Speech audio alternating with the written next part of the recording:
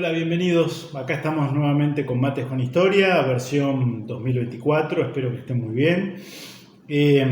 Bueno, como anticipamos en el último Mates con Historia, este año viene con cambios que nos pareció importante o de cierta utilidad establecer. Entonces, vamos a plantear Mates con Historia, versión cronológica, la historia de la Argentina, empezando por la España de hace siglos, hasta donde lleguemos, y en paralelo, intercalando los historia de la Iglesia Católica, la historia de la Iglesia. Hoy arrancamos con la historia argentina, retrotrayéndonos, viajando en el tiempo varios siglos atrás, por lo menos para entender la España de fines del siglo XV, comienzo del siglo XVI, que es la España que descubre América, coloniza, conquista, puebla, funda ciudades, de alguna manera imprime un molde a lo que va a ser luego Hispanoamérica y en donde se inserta en nuestra historia nacional, ¿no? Tengo acá Vicente Sierra, Historia Argentina de Vicente Sierra, son 10 tomos, yo lo recomiendo. Es carísimo comprar hoy esa bibliografía, sinceramente es una muy buena inversión. Yo creo que leí los 4 primeros tomos, es una cosa descomunal, ¿no? Insume mucho tiempo, vale mucho la pena. El resto de los tomos lo tengo como material de referencia, de consulta permanente. Cuando tengo que escribir sobre un tema, un artículo, una nota, lo que fuere, o preparar un mate con historia, siempre recurro a Vicente Sierra. Empiezo, primera página de su obra, fíjense, muy apropiado a lo que queremos ensayar en esta nueva etapa de Mates con Historia. La historia del Nuevo Mundo se abre con la llegada a su suelo de hombres de otro continente, es decir, de hombres que eran el trasunto de una historia y por consiguiente de una cultura, de un estilo de vida y de un sentimiento religioso. Quienes emprenden la labor de poblar las tierras de Argentina se integran en 2 corrientes, una netamente peninsular y otra compuesta por los que habían adquirido ya una larga experiencia americana. Se refiere a las 2 corrientes poblacionales y fundadoras de lo que hoy es territorio argentino, una procedente del Atlántico, con la fundación de Asunción del Paraguay y a partir de allí de todas las ciudades de nuestro litoral, con esto de hombres netamente peninsulares, ¿no? Venían de España por el Atlántico directamente hacia nuestro territorio. Por supuesto, esto incluye Paraguay y Uruguay, ¿no? Y la otra procede de territorios, digamos, procede del Perú. Es la corriente poblacional de lo que sería nuestra zona mediterránea, Córdoba, y todo nuestro norte, ¿no? Y Cuyo. Se refiere a eso. Debe tenerse en cuenta que la conquista de la Argentina constituye el último episodio de la empresa española de Indias. Nosotros fuimos los últimos, ya que principió después de constituidos los fundamentos jurídicos esenciales de lo que se denominó derecho indiano. El derecho indiano, el derecho español para aplicar a las Indias, se va a ir elaborando a partir del descubrimiento, 1492. Y más o menos cuando, por ejemplo, Pedro de Mendoza levanta el puerto de Buenos Aires, o el Real, el fuerte de Buenos Aires, 1536, eso ya, España en su vinculación con el Nuevo Mundo ya está en otra etapa, ¿no? A nosotros recién nos están descubriendo, podríamos decir. Cuando Castilla ha concretado una ideología pacífica y pobladora traducida en expresiones de alta cultura americana que asombra por su categoría. Y a la par, cuando el esfuerzo civilizador cumplido en el continente, unido a los conflictos europeos, 1517, Martín Lutero y la Reforma, comenzaba a debilitar su poder expansivo. Un hecho decisivo debe notarse además: la Iglesia cuya trascendente acción no debe desligarse del pasado americano, fue objeto de reformas sustanciales en su organización humana después del Concilio de Trento, lo cual no aportó aquí más que beneficios, pues la iglesia que llegó a nuestras tierras solo mostraba reliquias de los defectos y flaquezas que aquella gran asamblea remedió con mano firme. Esto lo vamos a ver después en Historia de la Iglesia. La historia es un conjunto de hechos cuyo mero conocimiento no basta para lograr su comprensión. Esto yo lo repito mucho.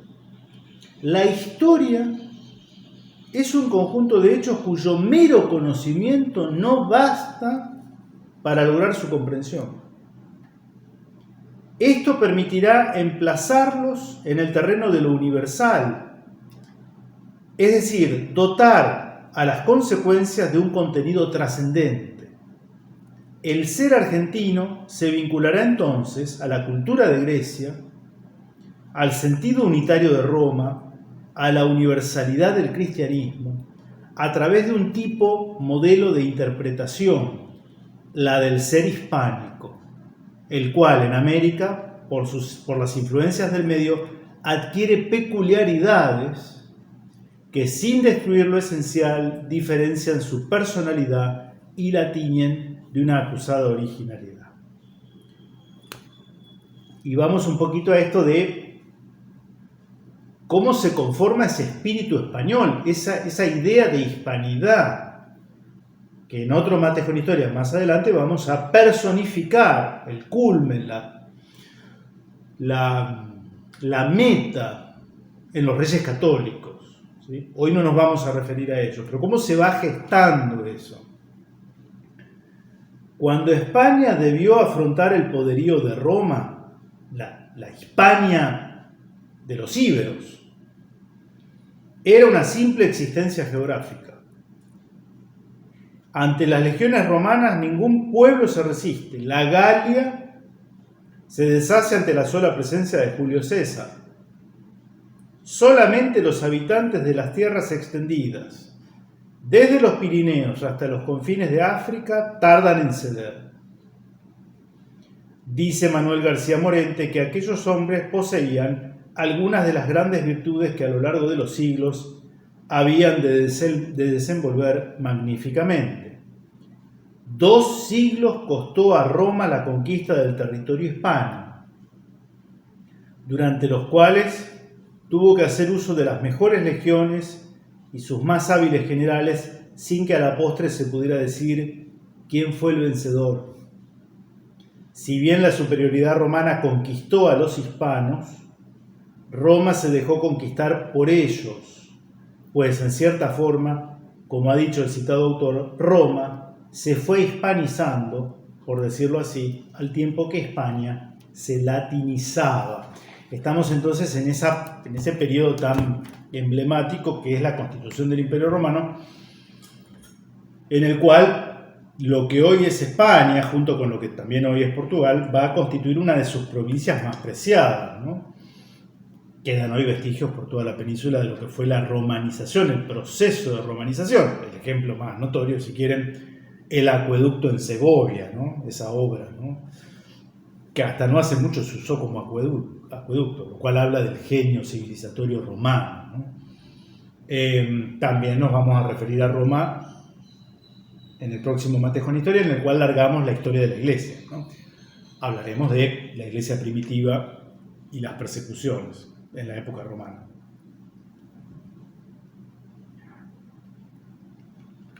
Pero bueno, no nos podemos detener en toda la parte de la romanización. Luego viene la caída del Imperio Romano, la anarquía que sigue durante algunos siglos esa situación, los reinos bárbaros en el sentido de esas tribus de origen germánico que se van instalando en la península o que pasan por la península rumbo al África, los vándalos, por ejemplo, godos, visigodos, ostrogodos, todo de origen germánico, que toman control y van fundando los reinos, digamos, visigóticos o godos, pero pronto llega un enemigo inesperado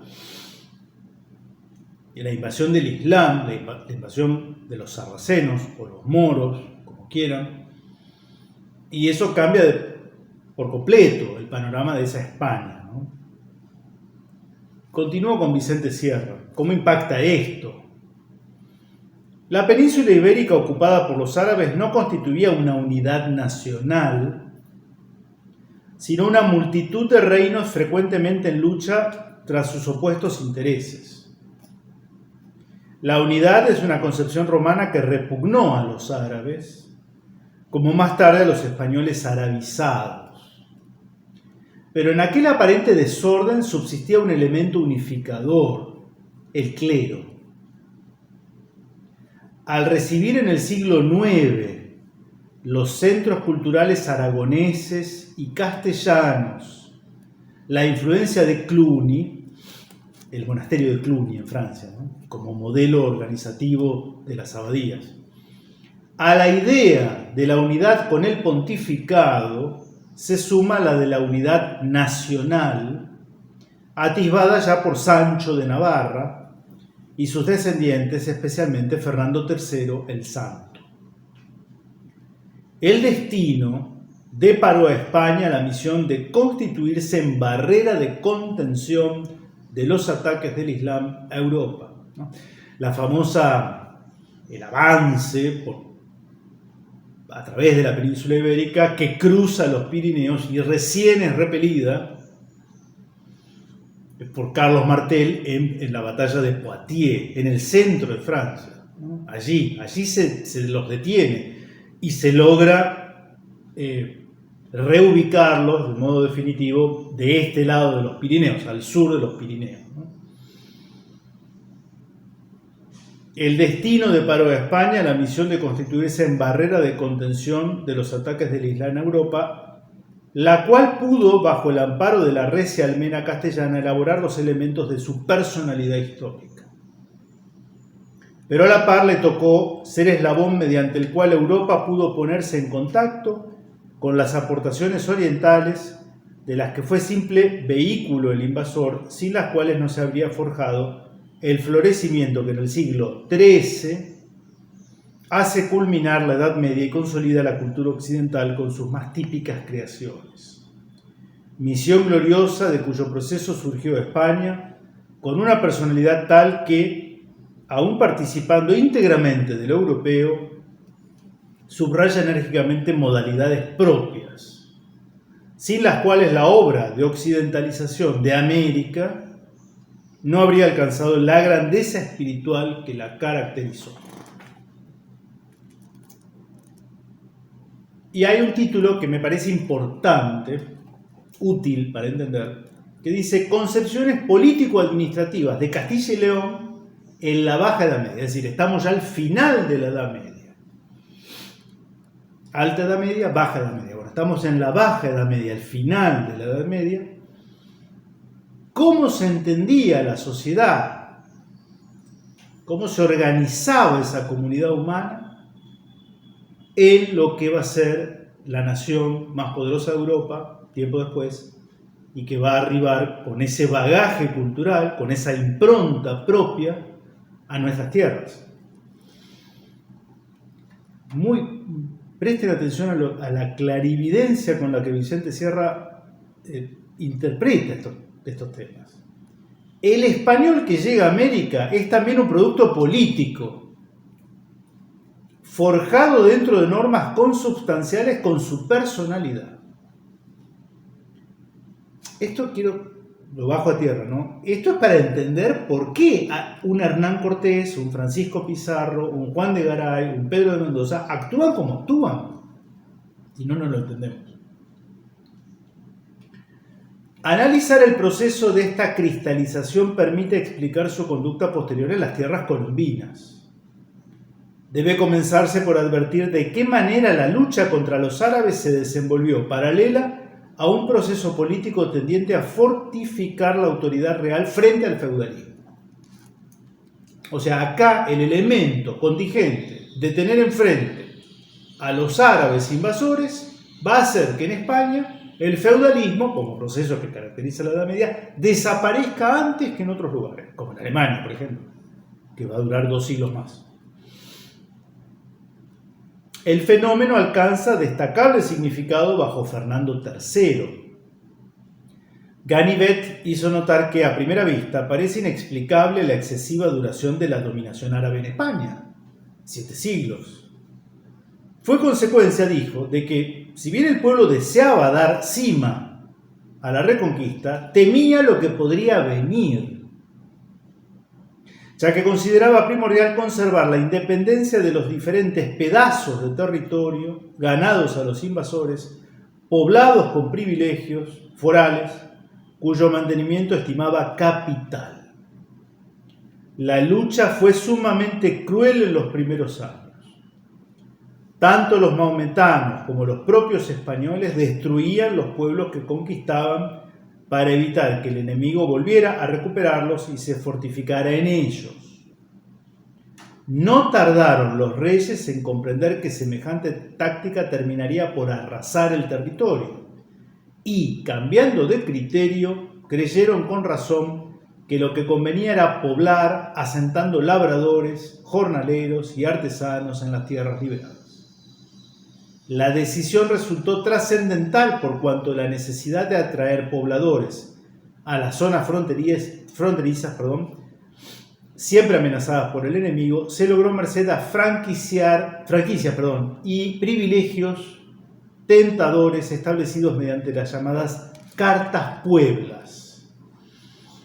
Los fueros, los famosos fueros, privilegios que contaban los que vivían en tal comarca, fundaban y permanecían en tal ciudad, etcétera, etcétera. ¿Por qué? Bueno, porque eso hacía más tentador ir y hacer esa tarea, ¿no? Esto va a generar una defensa y una identificación por lo local y por lo autónomo frente al poder central. Es el origen remoto de nuestro federalismo del siglo XIX. Ello determinó en gran parte la destrucción del régimen feudal por 2 razones. Las clases bajas encontraron en esos privilegios o fueros la posibilidad de vivir en comunidades libres. Y el hecho de que tuviesen a los reyes por guardianes de los fueros fortificó la fidelidad a la corona, no al señor feudal. A la par, el sistema infundió vitalidad a la institución municipal, que pasó a constituir un baluarte de las mercedes y privilegios, o sea, de los fueros concedidos a la ciudad.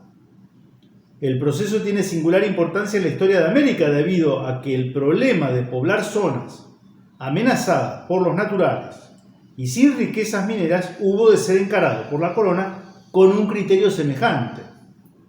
Por tanto, es curioso que en el siglo XVI, cuando la institución del cabildo, del ayuntamiento, empieza a declinar en la península, la providencia, el azar, como quieran ustedes, hace que resucite o se fortalezca esa institución, ya alicaída en Europa, en un horizonte descomunal como es la América española. Lo que explica hechos tan particulares como el de que la institución municipal, decaída en España durante el periodo de la conquista del Nuevo Mundo, se desarrollara en este con sorprendente vitalidad. Bueno, y voy terminando. Me parece muy jugoso lo que dice Vicente Sierra. La labor castrense y pobladora impuesta a España por la guerra contra el invasor fortificó las notas distintivas del carácter español. Claro. Una empresa que se sostiene a lo largo de 7 siglos, generaciones, con un mismo objetivo político, habla de un pueblo que queda marcado a fuego, ¿no? Y que va a estar estructurado en una estructura jerárquica, militarizada, es así, ¿no? La labor castrense y pobladora impuesta a España por la guerra contra el invasor fortificó las notas distintivas del carácter español, concretadas por Estrabón al decir que eran el amor a la libertad, la indisciplina y la fidelidad llevadas hasta el sacrificio de la vida propia. Fin de la cita.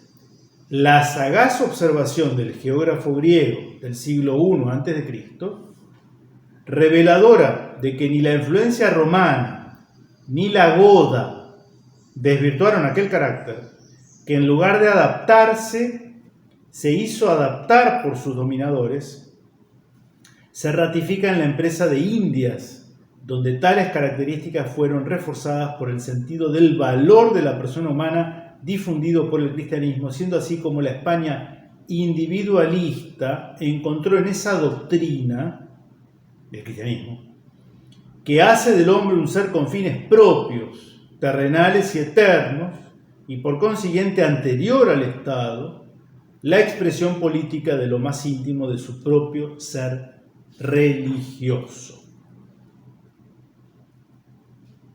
Y algo que para mí es importante, hay una gran confusión, es muy común, pero incluso entre profesores de historia, entre académicos, ¿no?, en creer que las monarquías de esa época, porque había reyes, ¿no? El pueblo español fue monárquico desde sus orígenes. Eran monarquías absolutistas, como las del siglo XVIII. Hay una enorme confusión, ¿no?, de que lo que decía el rey era ley, y que el rey era un Luis XV, un Luis XVI gobernando a su antojo, sin límite humano alguno más que su conciencia y rendir cuentas a Dios. Es un error. La monarquía en esta época, las monarquías en la península obedecen a otro patrón de conducta. Esto por eso, si uno no lo tiene en claro, no entiende cómo va a ser el vínculo jurídico, político, filosófico entre el monarca en España y los territorios ultramarinos, los reinos de Indias. ¿No? Por eso no van a ser colonias al principio. Después con los Borbones eso cambia.